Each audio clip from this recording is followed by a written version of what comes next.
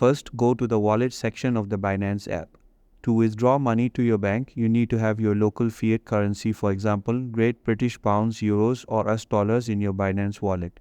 This means you must first sell your crypto for your local currency.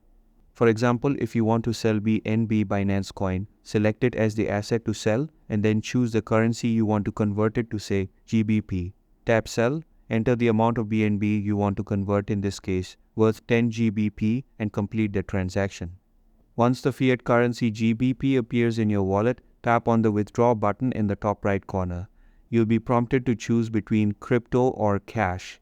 Since you're withdrawing to a bank account, select cash, then tap on GBP or whichever currency you've converted your crypto into. You'll be taken to the withdrawal screen where you'll see your available balance. Here you can choose to withdraw via bank transfer or bank card Visa. It's generally recommended to choose bank transfer for a smoother process.